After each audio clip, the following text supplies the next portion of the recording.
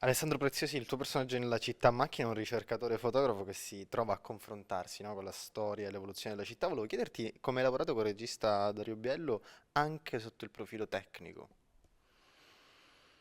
Sono stato affiancato ogni 20 secondi perché diciamo la mia manualità e la mia esperienza con la carta, con cioè io credo che un architetto, un uomo che mette insieme scienza, tecnica e arte sia molto diverso da l'estemporaneità con la quale un attore può di getto mettersi a fare un pittore, un idraulico, un avvocato. È un ruolo molto tecnico quello dell'architetto e quindi ho avuto bisogno spesso di avere più che altro di conoscere cosa c'era dietro ogni singolo grande personaggio citato, che ne sono tantissimi, che sono degli aforismi, ma sono degli aforismi che nascondono invece un modo di interpretare questi messaggi sempre in maniera diversa. È come se ad ognuno di loro avessimo voluto attribuire un verso, un accento, un modo, quindi l'interpretazione e la tecnica sono state molto faticose, ma faticose. Abbiamo lavorato fianco a fianco. Però ti sei divertito? Sì, sì, Questo viaggio. mi sono divertito molto perché è un passaggio del mio paese del XX secolo che onestamente di cui ne avevo solo una superficiale infarinatura.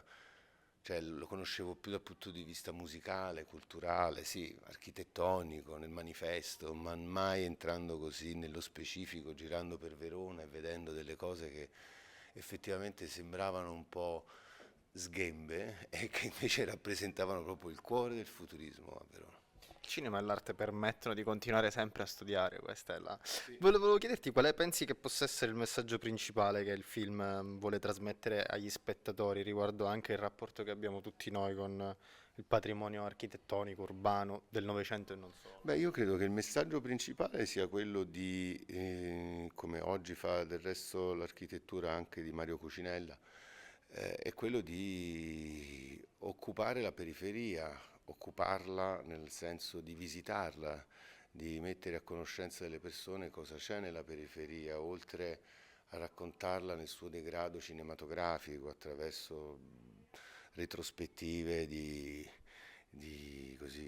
che la fanno diventare uno sfondo drammatico, cinematografico o documentaristico di servizi di telegiornali. Invece, nel caso per esempio di Verona, quello che è intorno a Verona sono luoghi tutti da visitare, quindi ci vorrebbe una bonifica intorno per permettere l'accesso della gente in un luogo così, in luoghi che anch'io per esempio non conoscevo e non so quanti veronesi lo conoscessero. Conosco veramente. Senti, il Novecento, Alessandro, è stato un periodo di grandi trasformazioni in Italia, lo sappiamo, rivoluzioni industriali, ricostruzioni. Ecco, quanto è cambiato effettivamente, secondo te, il nostro rapporto sia con l'architettura, la cultura urbana e come il cinema può aiutarci a tutti noi a comprendere anche il cambiamento? Ma veramente questo non credo. Scusa, mi hai fatto una domanda Troppo troppo lunga. complicata. Ma no, guarda, io penso che lo spettatore vada lasciato libero al cinema, nel senso che bisogna considerare la riproduzione della realtà un'occasione dove ognuno ci vede e ci prende quello che vuole. Non puoi pensare che un documentario come questo possa... Sì, un documentario come questo può far conoscere in maniera molto precisa e ben fatta e ben confezionata tutta quella corrente.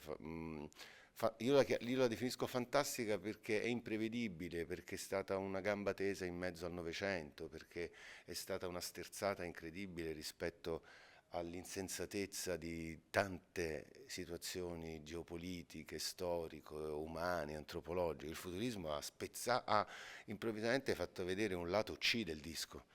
E questa è la cosa che secondo me dovrebbe entusiasmare, dovrebbe spingere la gente a conoscere. Poi se lo fa il cinema, se lo fa un documentario, tanto di guadagnato. Senti, il futuro, che cosa dice?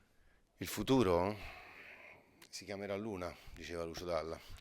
No, il futuro dice che ci sarà questo documentario, anche il documentario che ho realizzato Aspettando Relir, che è stato presentato proprio ieri, in contemporanea quasi, a questo documentario che dimostra di come le varie discipline, in cui nel caso del mio documentario Aspettando Relir, arte contemporanea e teatro e cinema, e in questo caso architettura, arte e cinema.